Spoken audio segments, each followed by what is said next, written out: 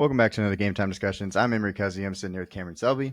And today we're going to go over some of the preseason takeaways from week one. Lots of things happened, of course, in this first week based on, rotations, who's going in first, who's going in second. We know that the Bears and Texans already played on the Hall of Fame game last Thursday, but they've played twice. So we'll get to talk about them a couple times truly. But kind of just going over, preseason week one. Yeah, I mean, not a ton of huge standouts or significant injuries. There's a couple things to go through, couple things that stand out, but we'll just kind of dive through each game and just kind of let y'all know what we kind of took away, some snap count stuff, all that good stuff. Right. So looking at the first game, let me get the share up. I think, yeah, I hit the right button that time. So the first game was on Thursday night. Two games on Thursday night. Between the first game was the Panthers and the Patriots. For me, Carolina actually didn't have any takeaways really. Mm-hmm. They didn't play any starters. But all three of their starting wide receivers that we want to talk about, they were all basically out, who we expect in Xavier Legette at least to be the starter. So Jonathan Mingo was the main guy that got in. If we scroll down to their receiving, he had one target. So truly not that much to look at for the Panthers. It just wasn't that exciting. So Yeah, obviously Xavier Legette missed due to injury. He's kind of banged up right now. This is the second injury of the offseason. Adam Thielen and Deontay Johnson were rested, so there wasn't much to take away, especially from the receiving core. And then obviously Jonathan Brooks, who could be missing 1, 2, even 3 weeks to right. start the year. Um, no news there. And then Chuba Hubbard and Miles Sanders had the night off as well. And then Bryce Young, obviously, Yeah. didn't play with them. So nothing from the Carolina side. From the Patriots side, um, still I kind of a similar ordeal. Kendrick Bourne is coming off an injury, and then also Demario Douglas has just been kind of in and out of non-contact jerseys due to a hand injury, and his ADP has plummeted yeah. because of that. Whether that's right or wrong remains to be seen, but that's just kind of the main areas we're targeting in that regard. Juju Smith-Schuster played a little bit, but he was cut shortly after this game, so one less body to worry about. That was something I think I brought up in a live stream that I just couldn't see him staying on the roster, and Yeah. I don't know if anybody's even going to pick him up at this point in his career. One thing I will say, if you look at the kind of box score, and we can see it up there. So how it kind of worked out was Jacoby Brissett got one drive. He went 0 for 3. Terrible. I don't really understand that, but that's okay. Drake May comes in. He goes for one drive. And then Bailey Zappi comes in and plays almost the full game all the way to the fourth quarter. I think that, truly, in my opinion, Bailey Zappi should probably not be on the team anymore. I think it should be give the young guys and Joe Milton and Drake May the time. Well, I completely agree with that, and I think a little to do with that has to do with just kind of showcasing somebody that you're willing to move off of. Yeah. Because I don't know what the path is for him to make a roster spot.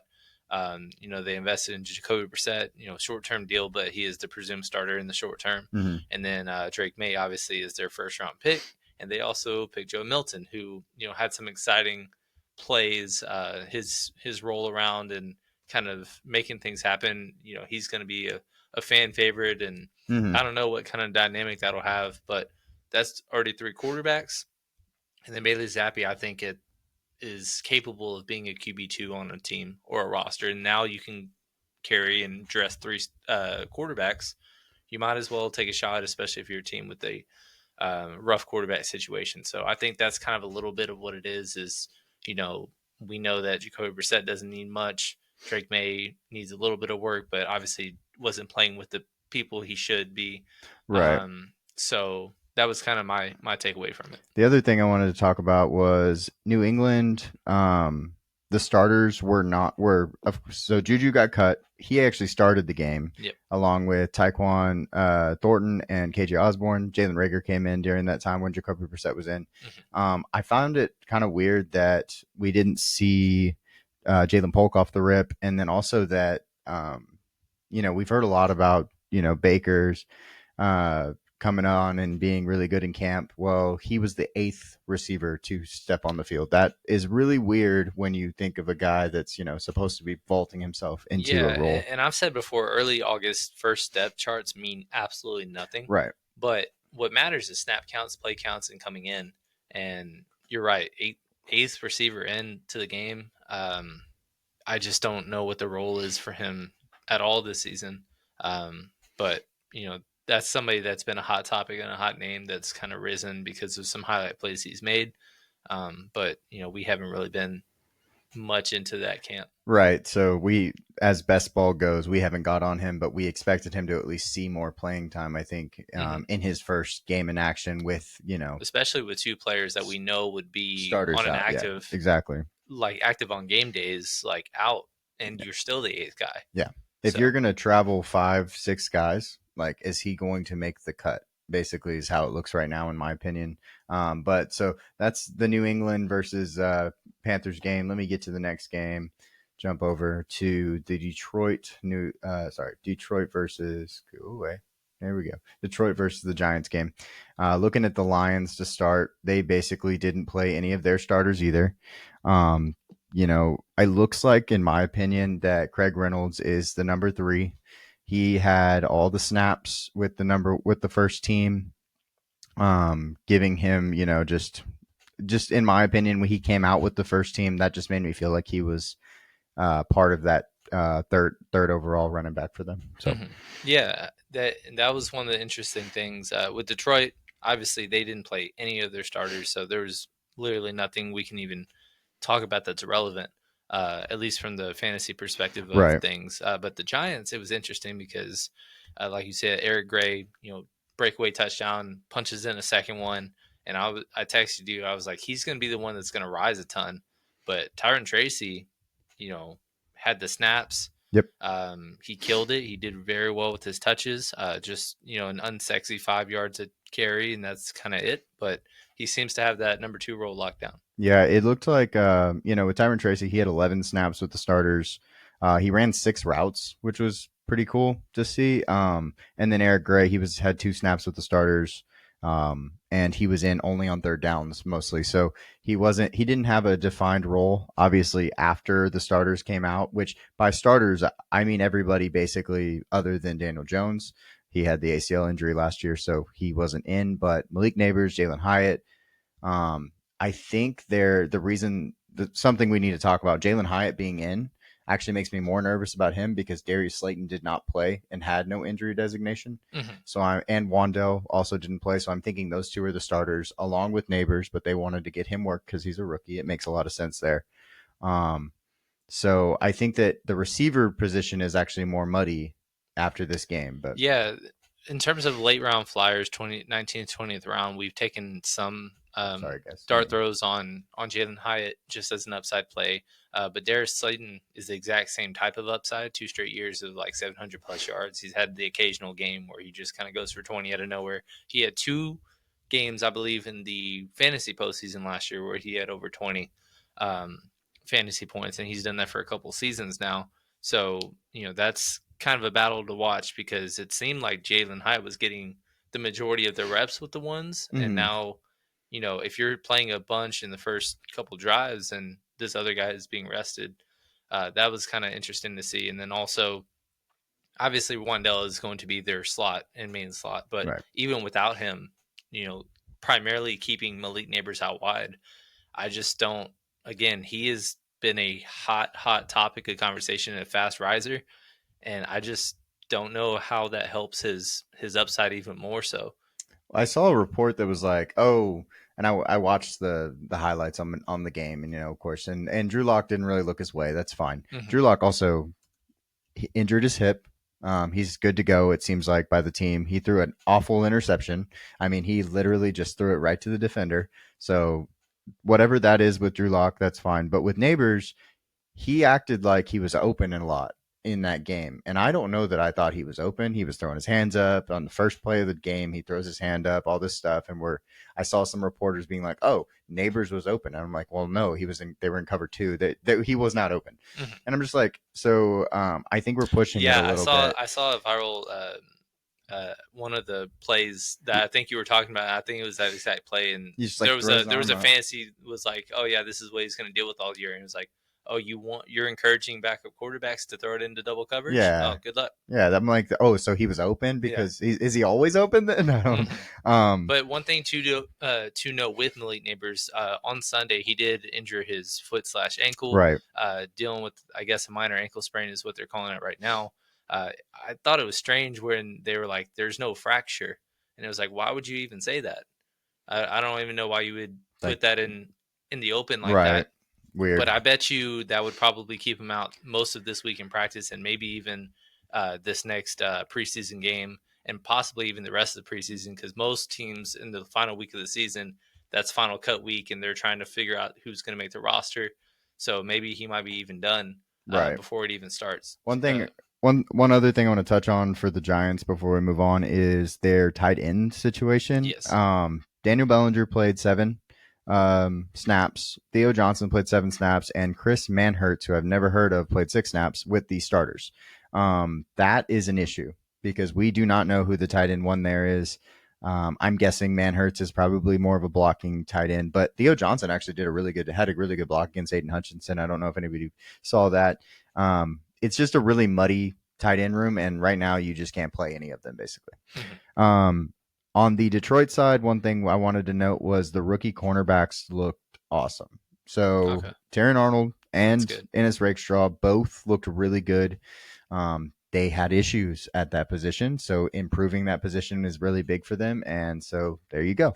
They did that in the draft. So going over the next game, we are on the Pittsburgh versus Houston game. Um, the Texans, let's just say Danielle Hunter is really good at football. Okay. That's a really good start with, all of this. Defensively, of course, we don't talk about that as much on this show, but defensively, Danielle Hunter is good at football, hmm and it is also in Houston, not just in Minnesota. Other than that, though, I'm expecting Tank Dell to pass Stephon Diggs on best ball. He's already was creeping up, and Diggs was moving backwards. But after the touchdown, I think he passes, even knowing he didn't have the snaps. Yeah, So I mean, Houston really only ran 6 plays with the starters, and two of them were two wide receiver sets, and we expected Nico and Stefan to take those roles anyway. But Tank Dell came right in, and then scored the only touchdown, and so that's the sexy thing that everybody's going to look into, on top of people thinking that he's going to be the main guy. So that was interesting to see. Obviously, Joe Mixon didn't play, but this is a big offseason for Damian Pierce, because Damian Pierce he lost his job to Devin Singletary, which was a 1-year rental, and that was after a strong rookie year. And so you need to see kind of him take advantage of that. And it sounded like he had a really good preseason or training camp so far. He didn't play in the Hall of Fame game, but he did play all the snaps with the starters, which was encouraging. yeah, but he was extremely inefficient in hmm those snaps. Yep. That's the only problem. Like, of course, we like seeing Damian Pierce out there. We have a good share of him, but we want to see him get more than Yard a per touch. yard per touch. Yeah, so that was a little discouraging just for his outing. I think just looking at some of these receivers, we're expecting either Noah Brown or Robert Woods to be the fourth guy in 4 receiver sets. So just depending on what they want to do, if they want to put Stephon in the slot, I think then Noah Brown's out there, and if they want to put Stephon outside, I think it's Robert Woods. But Robert Woods, 4 catches for 42 yards. The old man can still do it. Um, let's jump to the Steelers and look at this quarterback So battle. yeah, we had a huge sample size of Justin Fields. Obviously, Russell Wilson's still nursing, and so most of the 1 reps are all going with Justin Fields. He didn't look awful, but he did bobble a couple of snaps, Yeah, which is always concerning when you're already doing ball mhm, security issues. I mean, that's a discipline thing that you just kind of. I don't think you can mess around with somebody like Mike Tomlin. So right. other than that, 5 for 6, 67 yards, did fine with the throws that he made. Mhm. But it was just those are the two things that stuck out to me. That's just like, if you're gonna try to overtake this and upset in terms of winning this battle earlier than we expect, you need to not be doing those kinds of mental errors. So both of those fumbles came from under center, Yeah. from the center to Justin Fields. He's never been under center, and so it's definitely showing in his production. Based on that, obviously, he did give up two. They gave up 2 sacks. Part of that was Justin Fields holding the ball too long, and we've seen that in Chicago, and that was an issue before. So that could be a problem. 0 points on 3 drives was an issue in my book because he was playing with most of the starters. George Pickens was out there for all 15 of the 17 snaps. Van Jefferson 15 of the 17. I think he is now our number 2 with Roman Wilson out. And there's a weird situation going on at tight end, because Pat Freiermuth, I think this could end up, and I know we had gotten some Pat here at the end of the year, but he could have a Jonnu Smith 2.0 issue from the Arthur Smith in Atlanta, because Darnell Washington plays eight snaps. Michael Pruitt plays 6 snaps with the starters, and it just took Pat Freiermuth off the field for too many snaps, in my opinion, which makes me a little nervous, is all. So. Yeah, and again, just want to reiterate what you said. Van Jefferson just kind of taking away that one of those roles. I mean, he played the first 11 snaps, and the only one that he didn't was they had a 1 receiver set that George Pickens was in the final 2 plays that he was in. And then obviously it's not a controversial battle, but it's a big debate on the Jaylen Warren versus Najee Harris. Well, the role looked exactly like we thought it would. It's going to be a pure 50-50 split, ride the hot hand, and going to be frustrating to start them consistently and redraft. We've taken the stand to, when we are in best ball and we're looking for a, RB2, low end RB2, or even a RB3, going with Najee instead of Jaylen Warren. But I've actually started to see Jaylen rise a little bit as well. So, but I don't know if he's really done enough to warrant that. So that's just kind of something to keep an eye on, sure, for moving forward. And then a couple of things that I want to say about the O-line and the defense. Troy Fatanu got injured, and so that doesn't look good. But he also gave up 2 sacks, and those 2 sacks that he gave up are the ones that we talked about with Justin Fields. That's a big deal to me because I already said he should be a guard, and I've said this all offseason. I said it when we drafted. Yep. He should be a guard. Well, at tackle, he's getting a little bit overpowered by these guys, and at the end of the day, if we wait too long to put him at guard, he's going to. It's kind of an Evan Neal issue, not at that level because Evan Neal was a top 10 pick, but it's a problem. So I put in my notes offensive guard emphasis, because he probably will want to move inside sooner or later. On defense, we have some good news. Peyton Wilson is him, and we knew that. We knew that. Mm-hmm. But he went out and played like a Steelers linebacker, and so we will hopefully get a lot of Peyton Wilson. And unfortunately, he plays for a team that my team is a nemesis of, sort of. So the Raiders and the Steelers don't necessarily get along, but that's okay. He looked great, and I'm happy for him. And then, did you have anything to say? I'm sorry. Yeah, we can go on. I like talking about the. Oh no! Don't do that. Oh, I'm still sharing this other one. That's good. All right. So we're going to go to Atlanta and talk about the premiere of one of our rookies, our rookie quarterbacks. Mm-hmm. I'll let you start this one. Yeah. So obviously Kirk Cousins you're not going to see a single snap of him this offseason, or at least in the preseason. Michael Penix, he looked comfortable. He was. I just don't know what to do with like what's around him other than, Drake London, a Kyle Pitts, a Bijan, because after that, it's just purely guys that you just think should be, practice fair enough team or practice squatters. Obviously Rondale Moore, right before the game happened, he went down with a season-ending knee injury. And then Darnell Mooney, obviously he's not having a great training camp either.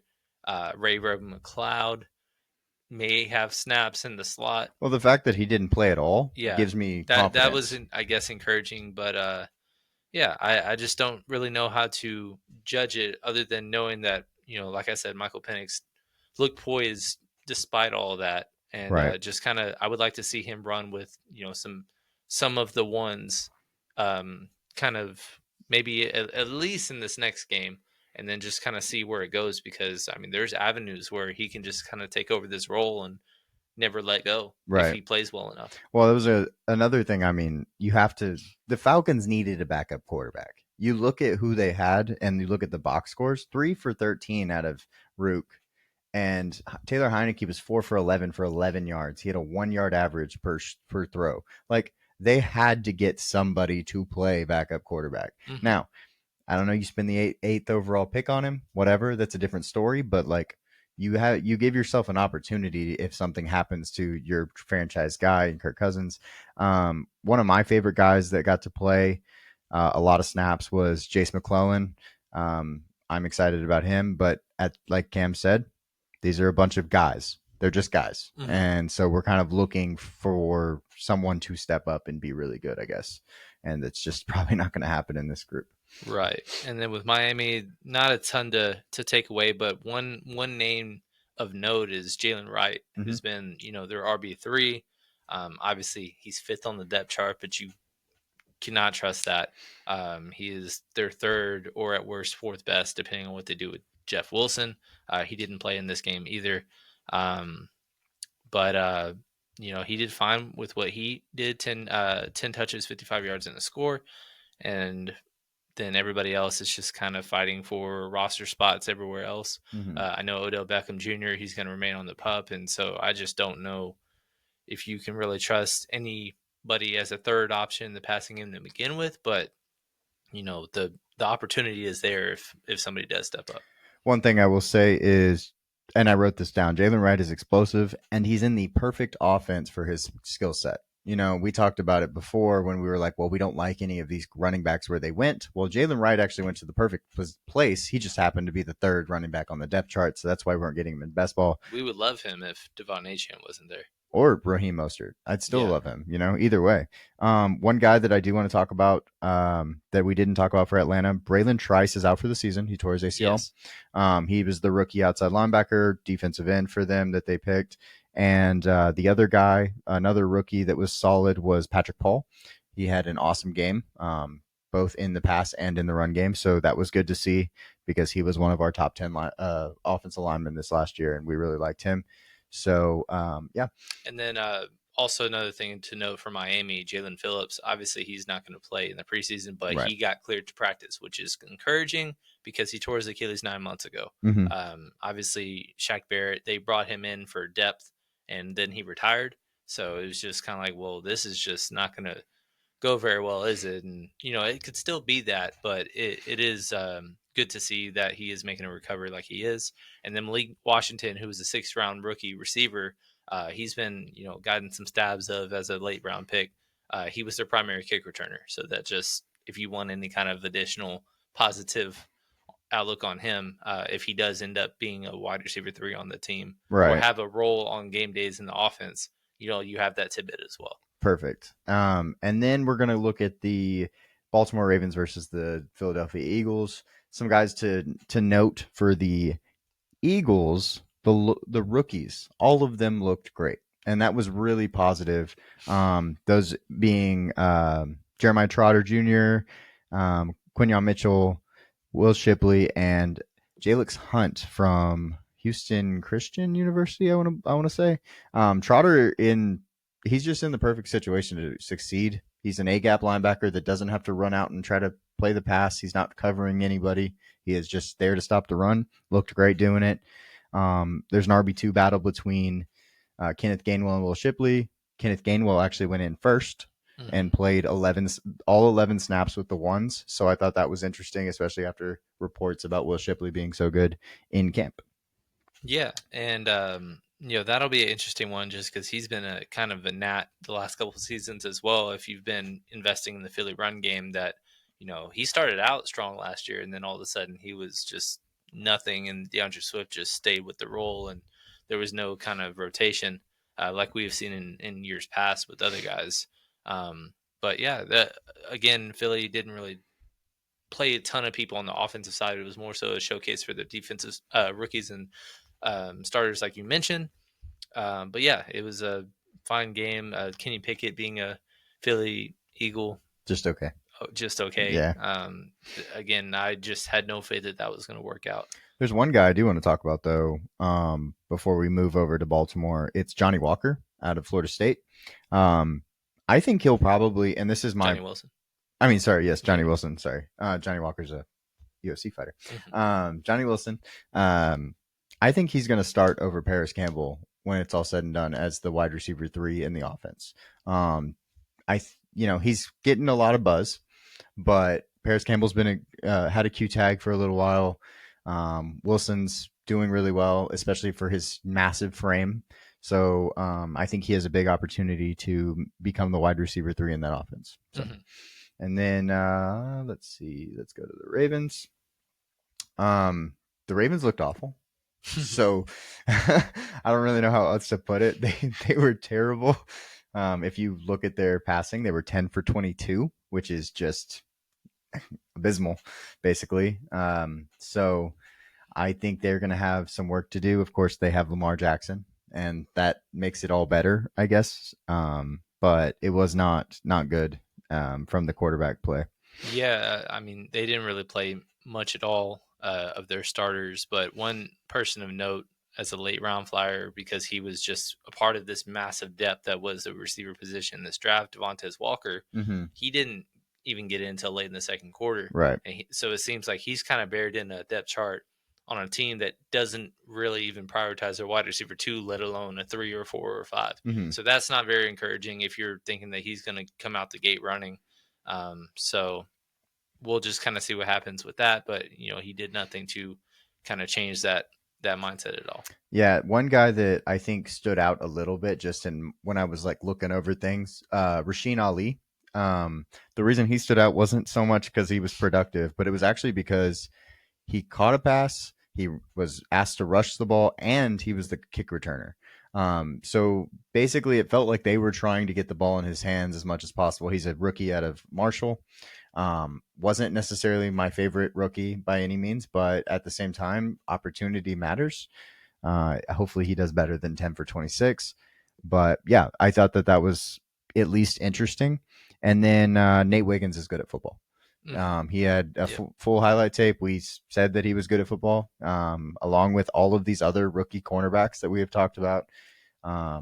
And he's good. He did have an injured shoulder. I think he happened in the second quarter. He injured his shoulder, and so he came. His day was over, and so they're getting that figured out now. But I think he'll be fine, and especially by game day. Mm-hmm. So, and then I believe we are on Washington, New York. So let's go to that game. All right, Washington. So yeah, this one had some fun, fireworks to start. Obviously, Jalen Daniels looked incredible, Mm-hmm. as all rookies really did Yeah. that played this week. Nobody really stood out of just like, oh, he's not ready or some of that nature. Some thrived, um, but yeah, he had one drive, he scored, and then he got out of there.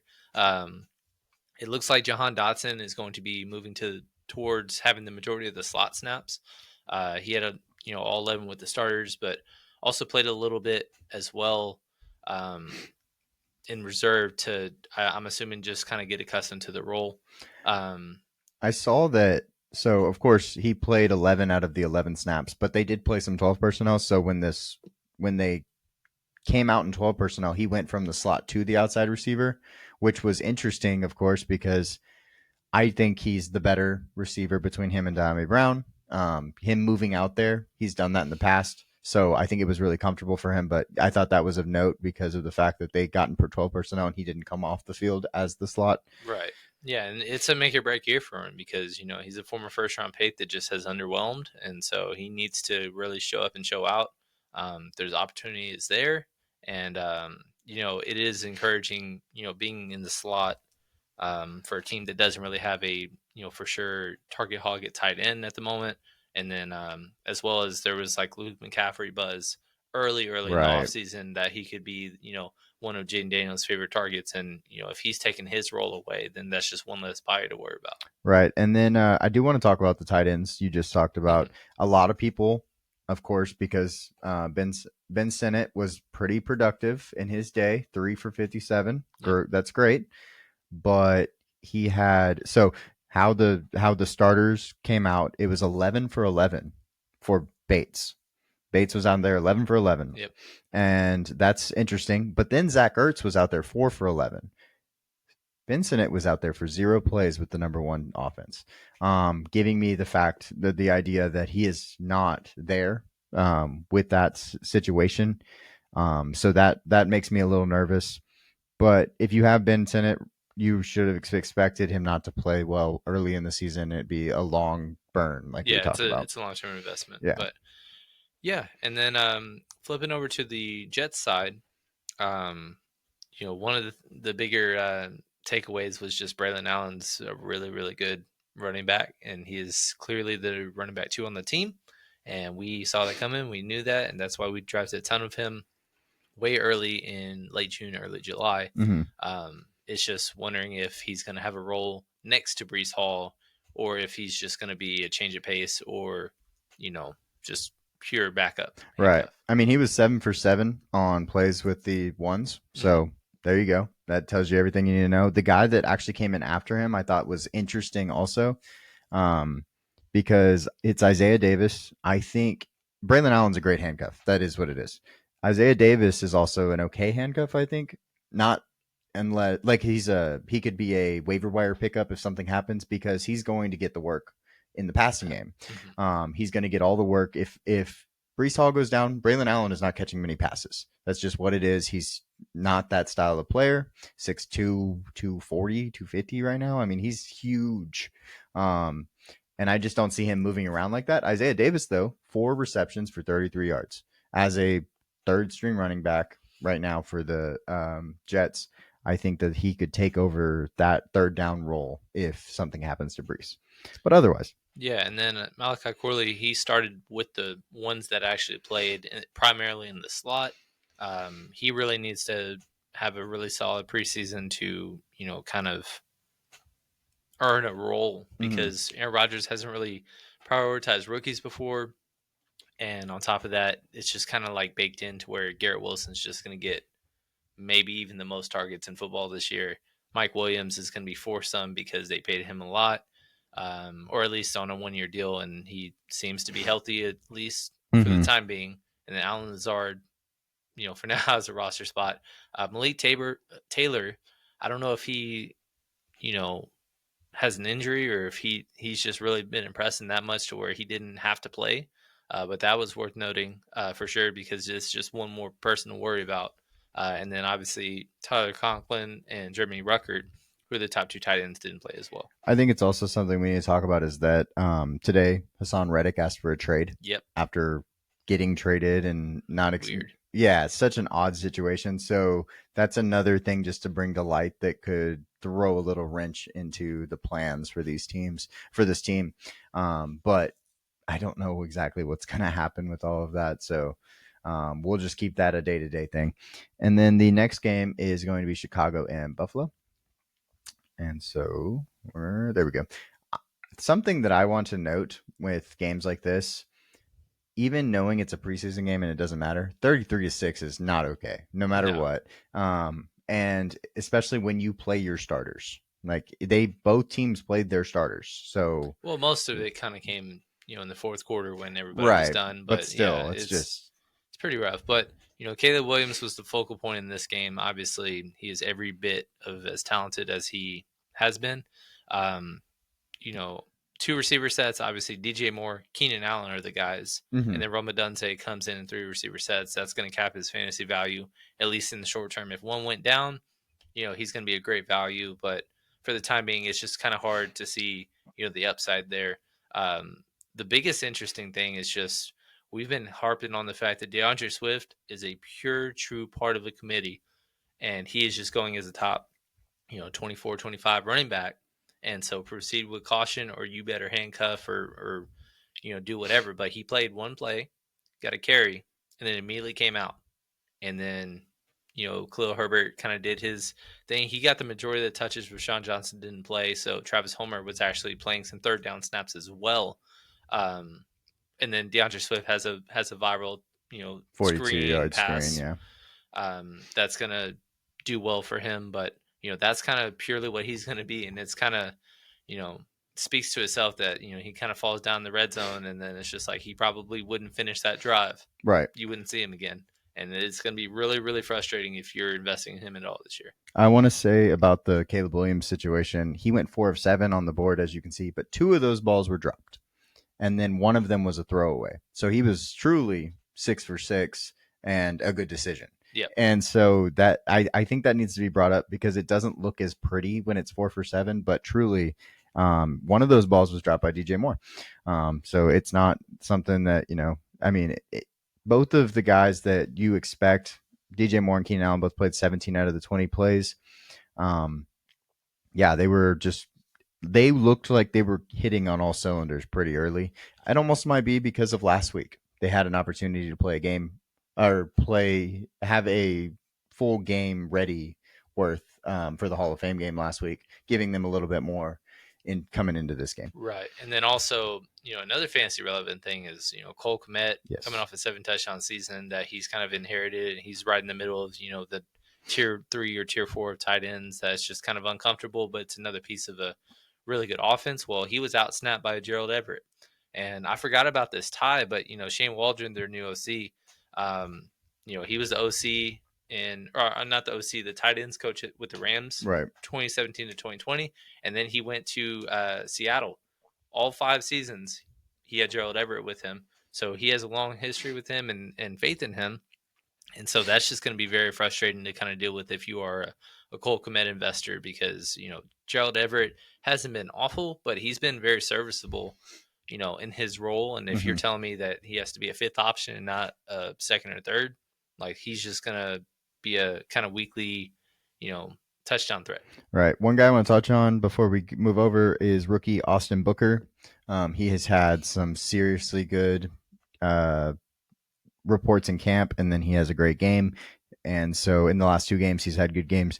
I've seen a lot of buzz on him, so I thought I'd put his name out there just so everybody knows what's going on as a backup defensive end. And then we'll go over to the Bills. Josh Allen does start.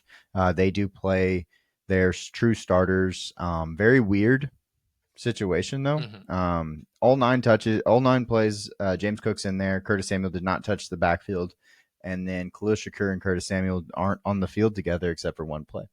So I thought that was odd. Yeah, and obviously for Keon Coleman lovers, him being in 2 receiver sets is encouraging, at least as a rookie, because I don't know how consistent his production will be, but him being on the field will probably be his biggest benefit or to come into his own quicker than normal. But yeah, Khalil Shakir and Curtis Samuel splitting snaps essentially, and I wonder if the Curtis Samuel, we've heard him being lined up all over the field and stuff like that. How much are they just kind of holding back Right. because you don't want to give everything away in the preseason.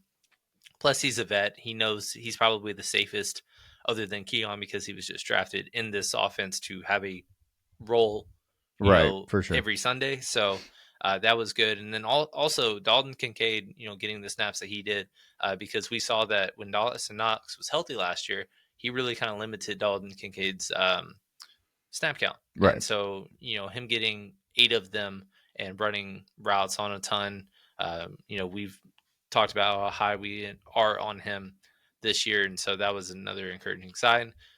Then the other thing to point out is James Cook played every single snap with the ones. And then it was handed off to Ray Davis, who we think is the clear RB2. But James Cook, he didn't show it in this game, but he has been reportedly having ball security issues. And he's had that before.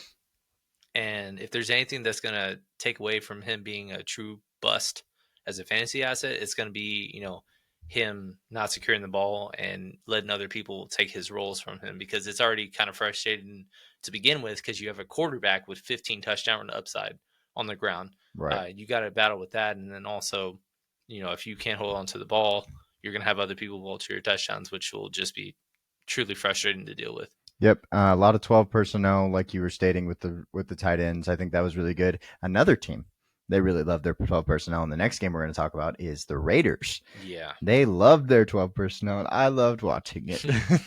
um, they came out, and Mayer got 12 snaps with the ones, 12 out of 14, and Brock got 11 out of 14. After the first drive, they were pulled along with all the other guys, Jacoby Meyer. Zamir White actually came back in the second quarter, but it was for the goal line rushes, and I'm just guessing they were trying to get a look just to get him in there so he could try to score a touchdown from the 3. So, yeah, that was basically what we're seeing. I'm really excited for this tight end group, but it really starts with the quarterbacks. And then in addition to the, two tight end sets that they did run, but Brock Bowers had 6 plays at tight end, outside wide receiver once, in Yeah, the slot, in the backfield craziness. twice, moving them all over, and they're not afraid to show it. I love it. So, we are all in on Brock Bowers this year, and Michael Mayer, even though we like him, is not going to change that. The other thing I want to note is Jacoby Myers looked excellent as a slot Yes, I have receiver. that right here. He was incredible, 3 catches, 45 yards in limited plays, but you know, he's just somebody that we've kind of not gotten enough of just because he's in an uncomfortable range, and there's a lot of Raiders shares we have, and it's just uncomfortable. But he looked really, really good. So if he is healthy and he is a top 3 option in that offense, he should have a really solid year once again. Yep. Now let's talk about the quarterback situation. I don't think anybody helped set themselves apart in this game, so I think we're gonna have to continue until the next game. But I didn't. Both of them, one thing about Gardner Minshew, he was doing a good job on getting the ball into scoring positions. 3 scoring drives, and Aiden O'Connell hasn't done that, and that's something that I want to see. Even if he was 7 for 9, I still wanted to score a touchdown. I still Right. wanted that touchdown, and Gardner Minshew at least could do that. So currently, I just think whoever wins the job is the game manager. Yeah, and Antonio Pierce at the moment, we can hold him to his word or not, but apparently the decision is going to be either announced or decided by after the second preseason game. Right. So we'll see. Gardner Minshew, I believe, is going to start that one. Mm-hmm. I think it just kind of depends on the route you want to go, because Gardner Minshew is not afraid to sling it. He's not afraid to turn the ball over, but that will also give you opportunity to score 20 plus points. Yes. Which is, kind of what you need more so than if you are a game manager and you're protecting the football, that's cool. But if you're just every week just 150 yards and no touchdowns, which, Aiden O'Connell had his opportunities last year to just kind of break out, and we never really truly saw that. So I don't know. It's just kind of an uncomfortable spot to be in already this early in the season. But we'll just kind of see what happens. This team is going to go as far as their defense takes them, We were and awful. Just so yeah, you know, we it were was it was not terrible. it was not good. Gosh, we had 0 sacks, Mm-hmm. and we just looked like we were dysfunctional out there. I don't know what happened necessarily. One thing I will say before we go over, Alexander Madison is the third down back. He had 3 plays with the ones and 3 routes. We thought that might be Dylan Lobb. We thought that might be Amir Abdullah, and it was neither of them. So I think that's where Alexander Madison kind of fits into this offense at the moment. Mm-hmm. And then jumping over Minnesota, JJ's touchdown will shadow his bad plays, and there were some bad plays in my opinion. He had some good plays. That's true, but he also has bad plays. And of course, you can learn from all those things, but I've seen some things where people are like, "Oh, JJ McCarthy's ready." And I'm like, "No, no, no, no." He is still throwing the ball at 100% pace on every throw, and that's why he's getting picked off on an underneath cut, because he doesn't throw the ball over the top where the receiver's the only guy that can catch it, type of thing. So I think that needs to just be brought to light, because we're really pushing the JJ McCarthy thing right now. Mm-hmm. So, and then the other thing is, obviously, Justin Jefferson's not going to play in this game, but right. Jordan Addison, played all the snaps with him. And then Jalen Naylor is Looks a guy great. that he's doing really well. He had a great game, 3 for 65, and or 3 for 63 rather. And it sounds like he's on track, not Brandon Powell, to be the wide receiver 3 in this offense. Which Right. I don't know if that's going to translate to slot snaps, because both Justin Jefferson and Jordan Addison can play out the slot. But it's encouraging because we've seen KJ Osborne boom games and all that good stuff before. So that was kind of something encouraging if you're a fan. Then also Ty Chandler being the true RB2 in that offense, and he looked good as well. Right. In his slots or snaps that he did. One thing though, I will state because we're about to talk about Sam Darnold next because he started the game, and he played 12 snaps. Sam Darnold, or I think he played 2 full drives. I apologize, but he played 12 snaps on this sheet with the ones. Um, he went 4 for 8, but 3 of those were drop passes, and one of them hit Ty Chandler right in the middle of his face. I mean, just darted him. Um, that's something that I think kind of hurt his play because Darnold played well and should have scored on that 4th and goal. I don't know if you were watching the game directly, but basically they had a route across the back of the end zone. It was Naylor, and he had his hands on the ball. The defender put his hand in there, but he should have caught it. So I consider that still a drop. I think he was closer to 7 for 8. Um, yeah, just Ty Chandler literally got hit in the face. It was crazy to me. But that's not that big of a deal. A guy that we want to talk about though on the defensive side of the ball is Dallas Turner. Dallas Turner looked really Oh yeah, good. He looked really good. His pursuit is very insane. Like he is constantly moving towards the ball, and I found that really fun to watch. right. So I mean, he was somebody that we thought had a lot of potential. He wasn't our number one edge rusher, and it was just because we thought Leatu was just so good. yep, But that doesn't mean that we didn't have it. Or we had doubts in Dallas Turner, and so he fell further than we thought. And yep. then Minnesota was not even close to being on the board for anybody to jump up and get him.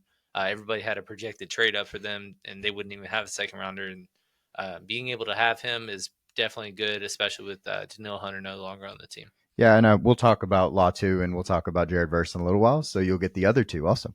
Yep. But let's go over to the Green Bay side of this game here. Jordan Love's in for 3 plays, and he throws a touchdown to Dontavius Wicks. That route by Dontavius Wicks was beautiful. Mm-hmm. As much as we want to talk about the throw, it was all about the route, in my opinion. I mean, that he just toasted that DB, and it was a safety. They found the perfect how they set it up. They got him in the right situation. He burned a safety, not a corner, so that made it better. But yeah, yeah, and again, the receiving core is just going to be kind of murky with how they consistently have this because Dontavian Wicks comes in and scores a touchdown, but that was his only snap. right. So they had a 3 receiver set and a 2 receiver set, and they mixed and matched for the first 2 plays. That's probably what it's going to be all year, and it's just going to be hot hand, you know, frustrating, especially in a redraft league. I don't know if I could trust any of these guys consistently. But yeah, I mean, it's going to be a good offense. And then obviously, Josh Jacobs actually played a little bit Mm-hmm. as well. Got a target. Marshawn Lloyd re-aggravated a hamstring injury. So, this is the second time he's kind of dealt with this. And so I would anticipate this taking away the majority of the rest of his preseason and maybe even linger into the year. And so he's going to be probably the biggest dropper in terms of ADP Right. of any player, mainly because we thought his role was kind of murky to begin with, especially early in the season. But it sounded like AJ Dillon has been having a good camp, and I don't know if he's not going to be a pass catcher. He's not going to still go on work from Josh Jacobs, but I thought he was a true cut trade candidate, and it sounds like they're going to keep him no matter what because of the offseason or training camp that he's had. And obviously, if one more running back is down, that just opens up more room for one of them to take advantage of. Right. So as a team, I think it's as a player, I think it's good. I don't think I'm buying any AJ Dillon still though in best ball or anything. No. So yeah, no, just to put that out there for the group, because he's never been productive even with his good roles. Mm-hmm. One guy I do want to talk about before we move over was Evan Williams. So during the draft, the Green Bay Packers drafted Javon Bullard, a safety who we liked, and then also they drafted Evan Williams a couple of rounds later. He's a guy to watch. He had 6 tackles, he had 1 forced fumble, and I think they're going to possibly try to play 3 safeties and put him at the nickel because he has been very productive in camp and he was productive in this game. But then if you go to the other side of the game, let me get there. Apologies. Basically, in my opinion, nothing significant because starters weren't, really a thing. One thing that I thought was good was I think we're getting a defined wide receiver 3. Cedric Tillman, I believe, is going to be the wide receiver 3 over David Bell and everybody. yeah, all of Yeah. the guys that are there. So Cedric Tillman made the most of his opportunities, and yeah, so And also we didn't bring this up with Pittsburgh, but it sounds like Ayuk at this point, the update is it's either Pittsburgh or he's mhm, staying with San Fran, which it sounded like there was real true heating up that Cleveland or New England was going to make a move, and it sounded like there was stuff and deals that were accepted by San Francisco that Brandon Ayuk declined. So it sounds like Amari Cooper is going to stay placed, which is good news for our shares of him. And it's good news for guys like Cedric Tillman, like you said, and even Jared Judy, who is in a true prove it year as well, right. being traded over from Denver. Yep. Like I said, not much significance here. One guy I do want to talk about on the defensive side of the ball. Greg Newsome has been out for most of camp. They're hoping he's going to get surgery. They're hoping he can make it week 1. But the guy behind him is a guy we talked about as one of my favorite pickups in the late rounds, and that was Miles Harden. He played at South Dakota State University. Nothing special, Mm-hmm. little guy. Didn't do anything special at the combine time wise, but he looked great in all the field drills. Well, he's getting a lot of reps, and he's looked really good in those reps. So I think he's going to have a defined role on the defensive side of the ball, even when Greg Newsome comes back. Mm-hmm. Um, Next game is Tampa Bay Cincinnati. Let me get to it. We'll start on the Tampa Bay side, and here we go. All right. Yeah. So again, with them, not a ton of starting action. Obviously, Kyle Trask and John Wolford were the big, contributors at quarterback. So Baker Mayfield, Chris Godwin, Mike Evans, all those, truly defined starters had the day off. But the biggest thing is Jalen McMillan mostly getting reps out of the outside Mm-hmm. and avoiding slot role. I thought that was encouraging, especially for, there was thoughts that Chris Godwin returning to his old role, that he was a PPR monster. And the fact that he stayed out of that just not only encourages that he could be part of the 3 receiver sets, but also that Godwin's actually going to be exactly what we hope that he is going to amount to this year. Right. The other guy that I think has a little bit, obviously the thorn in McMillan's side is going to be Trey Palmer. Mm-hmm. Um, but he did run a lot of routes out of the slot last year, so I think that takes away if we see Chris Godwin move to the slot, he's going to be the starter. And in 4 receiver sets, you might see some Trey Palmer, but hopefully Jalen McMillan, who we've been drafting, is the starter outside, like Cam said. No starters though, nothing big. Not much to show here. Sean Tucker was pretty is apparently the He the was 3, so that's good. And then Brucking Irving scored a he was touchdown. a late round guy last year that I thought, we couldn't believe that he went undrafted. And then, Right. Rashad White, we didn't think was good enough to keep him off the field or healthy scratch, but apparently that was true. So, him being the true RB3, and maybe he can still touches away from Bucky Irving and Rashad White, who are just purely scat backs. Right. And then let's go to the Bengals. The Bengals actually have a couple things to talk about. Um, Joe Burrow did play, which was good to see because he's been out of football for a little while. Mm-hmm. So that was nice to have him back and getting to watch him play. T. Higgins looked really good. Of course, Jamar Chase didn't play in this game, but one guy that really, stood out was Iosivas, who we've been talking about recently. He had 12 out of 13 snaps, ran 6 routes, had 1 target coming out of the slot. He Mm-hmm. was the true slot receiver in this game, so I thought that was a pretty big deal. Along with Trenton Irvin, who will be behind Jamar Chase. Right. And then also Zach Moss didn't play. Right. And so Chase Brown comes in. Obviously, there was buzz that he would be, the first back and getting a ton of reps with the ones. But the biggest thing is that him playing all the snaps and, the specific, 3rd and 12s and 3rd and 17s opportunities that they typically have brought in, smaller tier guys. And we've seen Travion Williams and guys like that, take away opportunities and snaps. But Chris Evans, Travion Williams stay on the sideline. He basically played every snap. Mm-hmm. That's not going to be the case the entire time, but that's very encouraging to see for a guy that truly had no playing time until the last couple of weeks of the season. And then I do want to talk about another receiver that we were high on this Mm-hmm. whole time during this offseason is Jermaine Burton. Yep. He did score a touchdown. His stat line looks really nice, actually, 3 for 82 and a touchdown. But he came in with the 3rd team. Yep.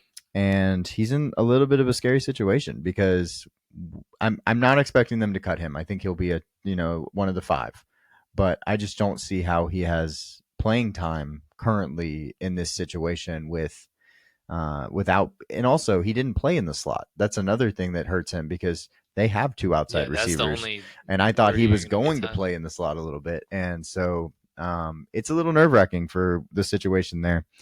But yeah, so I want to hit on some rookies. We just talked about Jermaine Burton, Amari Smims.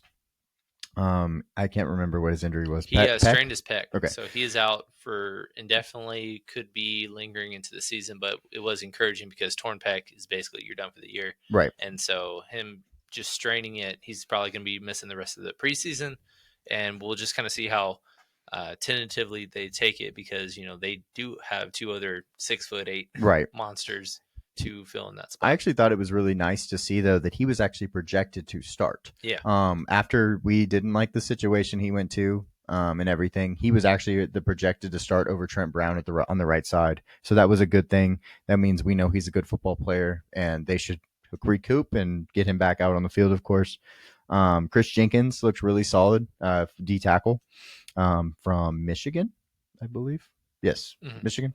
And then Josh Newton intercepted Kyle Trask. He's actually had the reps as a one for most of camp. So I'm guessing that we get a rookie starting at the cornerback position for the Cincinnati Bengals. Mhm. And then we're going to go to KC Jacksonville next. Yeah, and this one we'll start off on the Kansas City side. Um, the biggest injury relevant news was that the first play of the game, Marquise Brown catches and just kind of lands on his shoulder, and it's a awkward kind of shoulder injury to where it's not like typically where you just land on it. It's like more your chest and it rolls into it, Yeah. and so there's not really a precedent for certain amount of games missed. Like there's been 3 months out. Tyreek Hill had this injury week one, 4 years ago, I believe, and he missed 4 weeks. So at minimum, you have to anticipate that he'll be out a month, Right. which that puts his availability for week one in question because they're the first game. It's a Thursday night game. That's less days to prepare, and we'll just kind of see what happens with that. The biggest beneficiary of that would be Xavier Worthy, but right now Marquise Brown truly has to be moved down. And the more and more time that goes on with no suspension news for Rasheed Rice, we have to frustratingly move him up our rankings just because it seems like he's the only guy. Right. Luckily, it was a dislocation and not a break. Yeah. Because it was this clavicle in the front right here. One guy that did come in, the one guy that did come in for him was Sky Moore. He got 5 routes after, and there was only 6 out of the 6 plays. Marquise Brown played the first, and then Sky Moore came in and played the rest of the 5. So that was good to see that we know kind of who they're going to if something happens like that. CEH was the second running back in after Pacheco. That was interesting because we've heard a lot about Prince, but then Prince comes in on the next drive. So I think there's still a running back two battle going on there.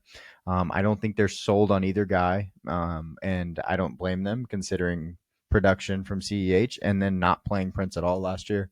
So we'll see what happens there. And then another receiver I did want to mention because it's just a plethora of receivers that are just the guys, but somebody that we started talking up last year and then he got hurt right before the season started. Justin Ross had an Mm-hmm. incredible athletic grab on the sideline. Um, he's the only guy really, other than I guess Rasheed Rice, that has size that could win jump balls Right. and that style of receiver. There's a need in a high flying offense for that, so he has the opportunity to take that role if he stays healthy. I And it just remains to be seen because we haven't seen that. I remember last year when I was trying to say like we need to draft him because I was like he was Trevor Lawrence's number 1 at Clemson over T Higgins, Yep. and I wanted to draft him. He had a serious injury or serious sickness and injury his junior year in college. That's what set him back and why he wasn't in the first 2 rounds. So hopefully, and I'm a big I'm believer in him, and also want him to perform well because of the situation he was in. So that's a big thing for me. Isaiah Pacheco, six for 6, looks He's a good. true workhorse. Yep, he's the guy. One guy I do want to say, Kingsley Suamataia.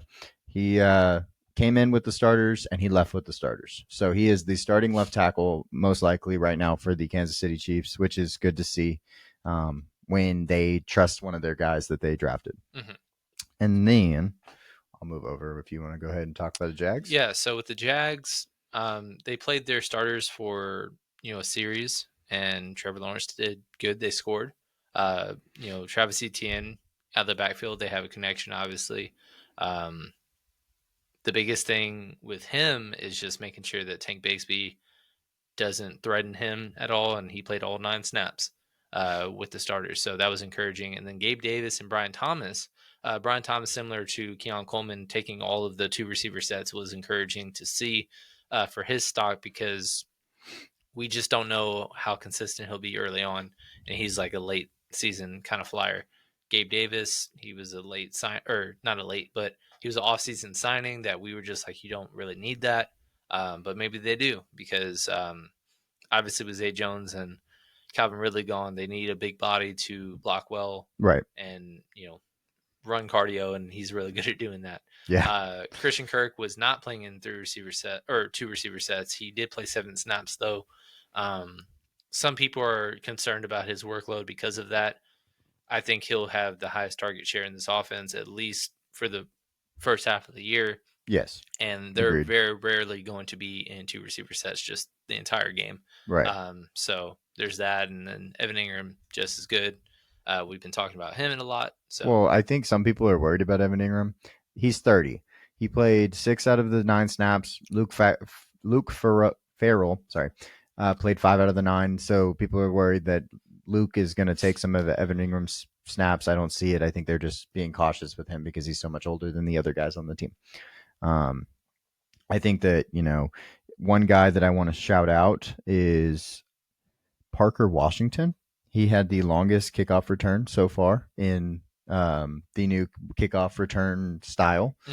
So that was good to see. He's also probably the wide receiver 4 for them. So that gives him, at least we know he'll be part of the team as much as possible. Right. But yeah, and then we're going to go to the San Francisco 49ers. Let me get on to it. There we go. So with the 49ers, they have no running backs at the moment. Yeah. So really, Jordan Mason is vying to be the true RB2 in that offense. And, he played well. He scored very efficient on his touches. But yeah, Eli Mitchell and Isaac Guerrero and Christian McCaffrey just out for the foreseeable future. It's just kind of depending on how you want to take that. The Brandon Ayuk situation not resolved. Trent Williams situation not resolved. It's just kind of a little awkward right now. So taking a step back this year, the juice is on the under, and we were surprised by that early on, but it's making more and more sense right now based on everything that's kind of going around that franchise. Well, I think a big thing for me, I know that there's the Brandon Ayuk news, but truly the biggest part for me is the offensive line. Right now, because of the injuries and Trent Williams not being a part of the team, we're seeing the expected starters for week 1. Left tackle Jalen Moore. Left guard is Aaron Banks. Center is Jake Brindle. Right guard is Dominic Pooney.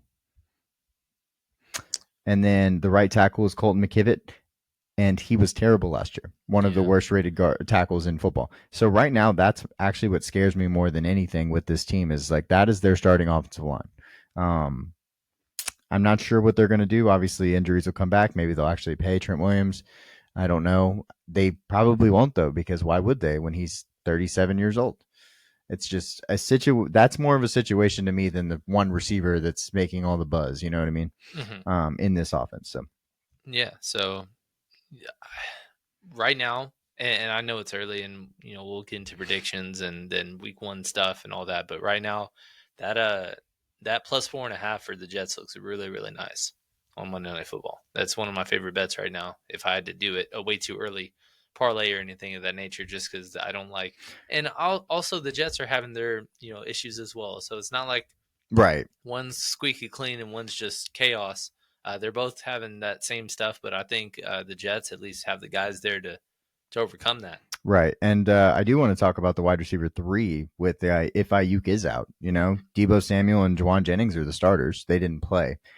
Jacob Cowing didn't play, but I don't think that's because he's the starter in this situation. Conley, 9 of 11. Bell, 9 of 11. And Pearsall was out. So 9 of 11 of the 11 starter plays those two got. I don't know what they're going to do with their third receiver, especially if Ricky Pearsall's not healthy. That's the guy I would expect, but if he's not healthy, you can't play. So yeah, I mean, Juwan Jennings was allegedly Super Bowl MVP last year, but you don't know if that's anything relevant or it's just lightning in the bottle. We've seen guys come out of nowhere and then just fade Right. faster than Absolutely. that. But yeah, so not much to take away from San Fran, but it's just kind of a lot of weird vibes right now. And then for Tennessee, starting offense scored on both drives. That was good to see. That's always nice to see. And then there was a direct split between Tyjae Spears and Tony Pollard, as we expected. The only other guy that I have written down to talk about is Malik Willis. Mm-hmm. I think he's an interesting change of pace, but otherwise, there's not much going on with Tennessee in this breakdown. They were pretty easy. Yeah, I mean, Will Levis, did what he needed to do, snuck in for a touchdown. Um, Obviously, DeAndre Hopkins was the main name that's not didn't play. He's going to miss at least the first couple weeks of the season. Tony Pollard and Tajay Spears was the biggest thing that I wanted to take away, just because I want to know how this backfield is going to shape out, and it truly is going to shape out so frustrating because Pollard started the game and then Spears came in the next play. Yep. The So next play. the He very didn't next play. even, yeah. So, I don't know. I mean, it just feels like it's just going to be you take a couple, you take a couple, Right. I need and some water. it's tough. It's going to be tough to invest in for sure. The other thing was Chigo Conquo. He was a guy that we faded last year that people were hyping up, and he only played 8 out of the 14 snaps with the starters. There was 2 other tight ends, and even in 12 personnel, he didn't play much of. So, or he was in for only one of the 2. So, Not a great blocker. not That's why, not great vibes for him right now. nope. But jumping over to, let's see, the Chargers versus the Seattle Seahawks. Um, for the Seahawks, they didn't play their main starters, but one guy that did play a lot is JSN. I thought that was interesting. He Yeah. played 22 out of 24 snaps with the starters, and I don't know why. I really don't know why. Yeah, that was pretty puzzling. I don't know how to feel about that. I don't know if it's because, trying to just give him a lot of repetitions, prepare for that kind of role, but I don't not it's not something positive to take away from for sure. No, it made me very uncomfortable. I didn't think that Sam Howell looked bad. He led 2 scoring drives, looked okay. At least he chunks it. He's exciting. But otherwise, there wasn't a ton to look at for this team. So Yeah, I mean, actually, go ahead. sorry. With JSN, I think that this could have been why they might have played him. He played every single snap with 12 personnel. So he went from the slot to the outside receiver. I don't know if that has anything to do with why he was in there, but that could be something. Maybe. But I don't really know exactly why he was in there. And then for the Chargers, yeah, they sucked. Yeah, they were terrible. They were, man, and they don't play the people we want to play, and it's just the whole thing. Quentin Johnson is not good, apparently. Yeah, He's just not going to he get wasn't any among the playing time. starters, and they still rested 2 players at the position. So I just bad vibes all around for him. DJ Shark was the guy that sounded like they were they were going to invest in 3 wide receiver sets. He played all 6 snaps with the starters. So for his draft stock, that's positive. Yeah. But yeah, and then also the running back situation is just really puzzling because obviously Gus Edwards and J.K. were people that we knew that wouldn't Right. play. Injury history and Injury things. history coming off, they're veterans, whatever. But we expected Kamani Vidal to have a huge role at least early on, and he didn't even play. He warmed up and he just Sat there on the sat sideline. there. And I don't know if that's like a good sign or if that's just like That's what I thought. I wrote it down. I'm like, I don't know what to do here. yeah, but I mean, he's going to plummet just because if he's not practicing much with the ones, and then he's not going to play much when those 2 running backs aren't going to play either. Right. Like, what do we do with you? So that was kind of tough, especially for our stock because we've hyped him up so much this offseason. Yep. We need to. Hopefully they were just doing, because Jared Patterson and Isaiah Spiller have been together in a lot of their stuff. So maybe they're Kamani Vidal and the other running back that I can't remember the name of, the 6th guy, play this next week. I have no idea what they were doing. I thought they would try to get touches for everybody. That was kind of that's normally what you try to do. Yeah, and also the tight end situation is a little murky because they kind of have a 3-headed monster, just guys. But Hayden Hurst and Will Dissly played 4 and 2 snaps respectively in 11 personnel. And then 12 personnel, Disley played in all 4 snaps. Hurst took 2, and then Donald Parham, who's been a 1-yard annoying touchdown monster before for us, Throw up. he played the other 2. Throw it up. That's the guy. And then we'll look at the New Orleans versus Arizona game. Let me find that one. All right. For New Orleans, I wasn't sure who was going to be their wide receiver 3. So I think we kind of got some ideas on that. I think it's Cedric Wilson. He played 9 for 9, and then A.T. Perry was the next guy that we would have talked about as being the wide receiver 3. Just seems like Cedric Wilson kind of had the upper hand on him, 9 for 9, while Perry only got 1. Yeah, and that's just kind of it's a very underwhelming receiving core. Not much to take of. Obviously, Jawan Johnson is still out, nursing an injury. He was hurt way back when in OTAs, and we've just been off him since. Foster Moreau kind of played for the most part in his place, and Taysom Hill, no surprise, lined up all over the field. Yeah. Alvin Kamara obviously started, played most of the snaps, but Jamal Williams was the change of pace back. Obviously, Kendrick Miller's been out with an injury and is not even a lock for the 2 role anymore. Right. And one guy that I want to talk about is Spencer Rattler. I don't know. It won't be this season. Obviously, it'll be next or the season after that, whenever the Derek Carr goes.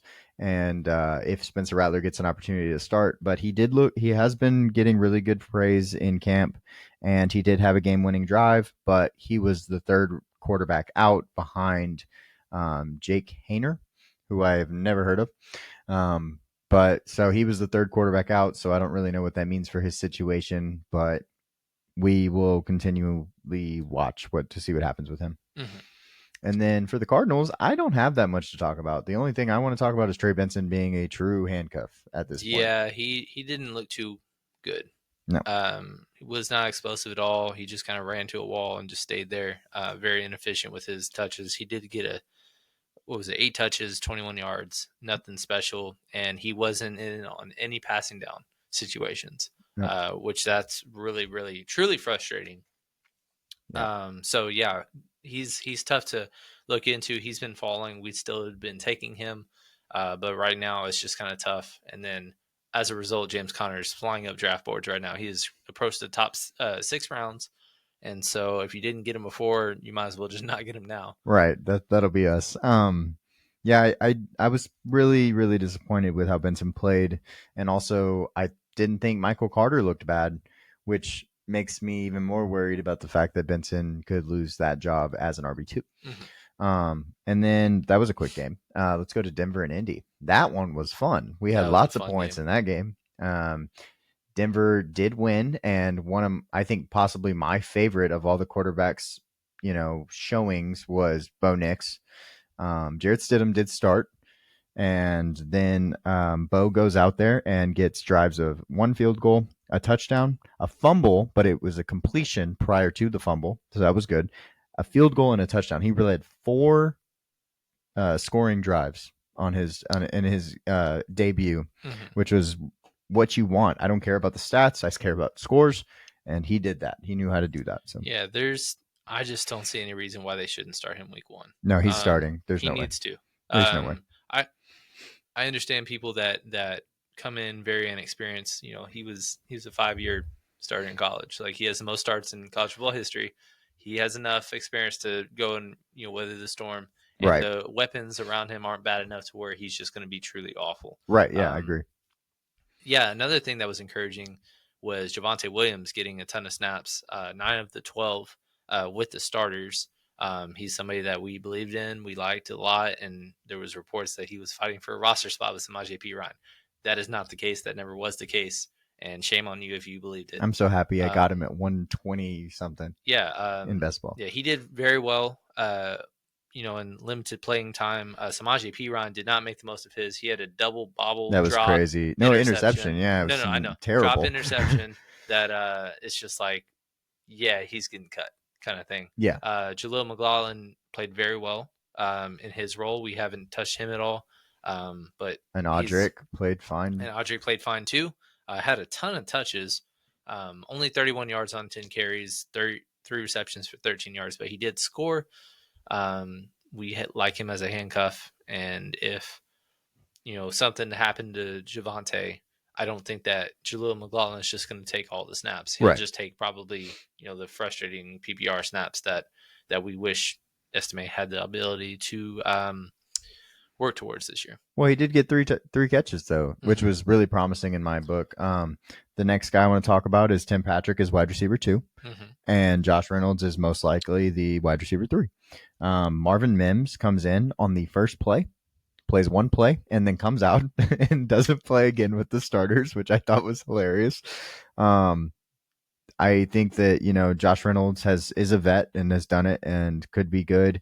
I saw Colin Coward, who we don't really listen to. Don't quote this, but he said today that the Broncos are the Texans from last year because Bo Nix can take them to that. I don't think that's even close to what they really are, but at the same time, I think that Bo Nix is the most ready at this moment, other than Caleb Williams and Jaden Daniels, to push this team to another level. Yeah, I mean, we think they'll be serviceable. Yeah. I don't think it's a lock that they're going to be a bottom 3 team this year, which is what everybody wants to say.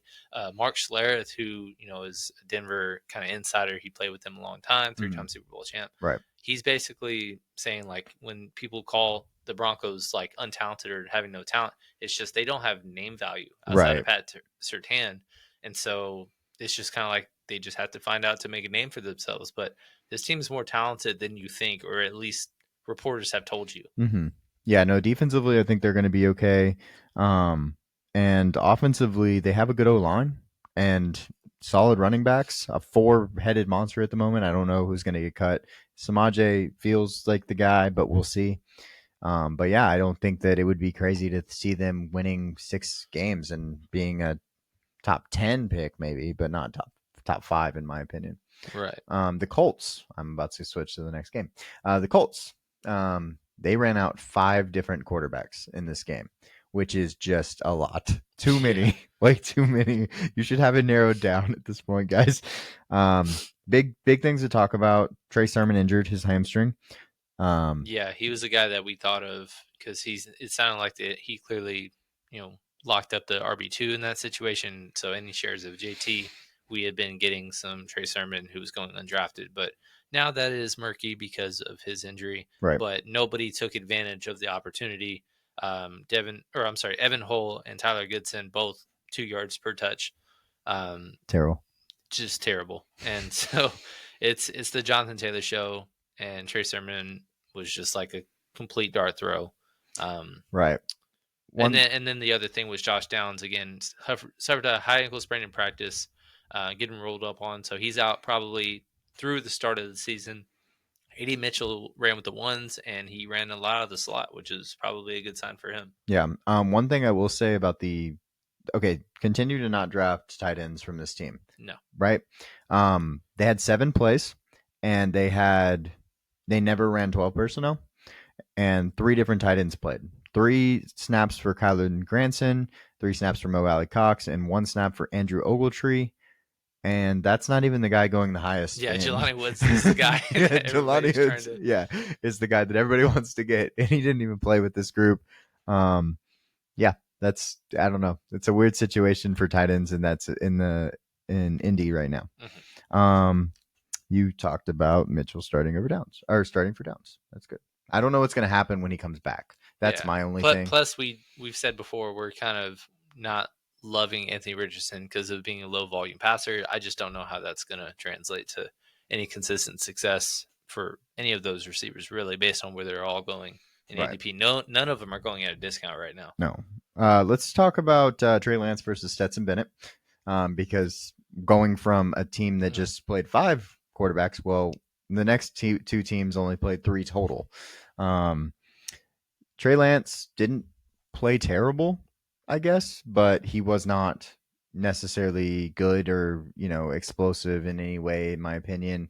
The best thing he does is he runs the ball, and 6 for 44. That's pretty good. That's the most on the team, but it just wasn't anything spectacular, I guess. Yeah, I mean he honestly just looked just as raw as he did when he was in San Francisco. Nothing's changed, even though he's spent more than 2 seasons full seasons in the NFL on the bench. Right. Um, he just doesn't excite me at all right now. And he led some scoring drives, but at the end of the day, Dallas's problem before has been converting in touchdowns and not field goals. And so if you're just more of the same, then it's just like I don't see what kind of future you can have as a starter. Right. A lot of people are worried about Rico Dowdle because he did play. Mm-hmm. I don't think there's anything to worry about. They No. basically had 4 running backs on the roster, so they had to kind of put guys out there. And Rico Dowdle just happened to be the guy because Zeke is old, just happens to be the guy. Luke Schoonamaker was the starter at tight end, played every snap. So I think he is just the backup, like we have talked about in the past. And they really didn't play any wide receivers I expected. Yeah, I mean Jalen Brooks is the one guy that was like he could have an outside shot of being a wide receiver before, playing some special teams as well. He did have a highlight grab as well Mm-hmm. down the field, made him play, which was encouraging as well. But like you said, the first 3 did not play. Jalen Tolbert not playing was a great sign in my eyes. For us, yeah, Yeah, and I'm he happy. he is another guy that's really highly rising right now as well, especially because he's been impressing with CD Lamb holding out over the Right. last couple of weeks. I thought a guy that might, get more playing time was or be higher on the list as a rookie was Ryan Flournow. Um, Now we know that he is not. Yeah. Now we know he's definitely the 8th receiver on the team, and they might not cut him, but he's not going to get very much playing time. Mm-hmm. And then the Rams, they had the Stetson Bennett show. That was it. That was the only guy. And Boston Scott show. Yeah, 4 interceptions for Stetson Bennett. Yeah, Boston Scott / Zach Evans, the only 3 guys that they wanted to play in their backfield. Mm-hmm. Yeah, Stetson Bennett leads the game-winning drive to rewrite his 4 interceptions, and he actually threw 5, but one of them got called off in the last drive. Let's just say it was bad. It was bad. I mean, we never believed in him being a NFL quarterback to begin No. with, and No way. there's just I don't know what he can even show to be a QB3 on this team. It's just not good. He never was that good. He was just in the perfect situation. Right. But one thing to note is Jordan Whittington, which was a late round, another rookie receiver. He was all over the field making plays. 6 for 74. Really impressed. And, I don't really know how this receiving room is going to shake out after, Demarcus Robinson, but, there's a clear path for him to, over time make plays. And, I mean, Demarcus Robinson had a great end to the year, but he was a no name Mhm. for the majority of the season, and he's on his way out as well. So, big opportunity for him if he can continue to play well. Kobe Parkinson obviously is the starting tight end with Tyler Higbee just complete unknown. He tore his ACL in the playoffs, so that's even worse than any of these other guys that we're waiting on to see if they're going to be on the pup to start the season. He for sure will be, and I don't even know if he'll make it back in the first month or even 2 of the Right. season. Yeah, I don't know. Just to put it out there, why running back 3 for the Rams is apparently still in the air because they ran 20 snaps with Boston Scott and 19 with Zach Evans. So we'll see who their RB3 is. Both of their who we expect, Kyron and Blake Corum, were both out of this game. So was guys that we hadn't talked about. Jared Verse sat with. I'm sorry, I am blanking on the DT from Florida State. Braden Fisk. Yeah, Braden Fisk also sat. So just wasn't. They weren't playing their guys, and they'll play them next week, hopefully, and we'll get to see a little bit more and see what rotations do a little bit better. But I'm going to stop sharing because that is our last game. But yeah, we appreciate y'all hanging out with us. I mean, that's a little bit longer than our what we've done recently, but that's because we had to go through every game and talk about some of the impacts. We don't have that many guys that are going to go up and down in best ball, truly, except for, you look at the Marshawn Lloyd injury and stuff like that. That's unfortunate. That's not necessarily because of playing and how they did. But yeah, so. Yeah, we appreciate you guys tuning in. Again, this was a long video. We appreciate y'all holding on as long as you did. This is really a 2-week sample size because even though we will break all 3 weeks of the preseason down, weeks 1 and 2 are the ones that matter the most. Week 3 is usually fighting for roster spots. I don't think we're really going to take away anything relevant in week 3. Maybe if there's practice updates or injuries. Right. We'll give y'all who gets cut. mostly. I Right, mean, but that'll be the biggest things, I this guess. next upcoming week is going to be a true big week for a lot of people. I think most teams will be playing their starters, and you'll see some significant position battles that we've been talking about and seeing who can take advantage, who won't. And then I'm sure there will be some more injuries to talk about as well. Yeah, absolutely. So we appreciate y'all hanging out with us, and we'll see y'all on the next one. Please go like, comment, subscribe on this video. Wednesday live stream every week the rest of the summer. Yep. Once again, we'll be releasing this right before that. So yeah, be sure to tune in. Come hang out with us, draft some teams, and we'll just kind of see where we go from there. And then also, if you want to see, Cam just talked about possibly betting the +4.5 for the Jets. Yep. If you want to see those types of things, they're going to be in our Discord. And so if you want to get in our Discord, that would be really great. You'll be able to join our community. You'll be able to see our prize picks, underdogs picks for every week. We're going to have videos releasing for those, of course, but we're going to have more than that. We'll also be talking DFS. So if you play anything on DraftKings or FanDuel, we'll be talking about those things. So, you got to come and hang out with us to be able to see all the information we're giving y'all. Right. It's all free at the moment. So take advantage of that because we have won money and we have done really well in those things in the past. And hopefully we can continue that. Yeah. So. But until then, y'all have a good one. We'll see you on the next one.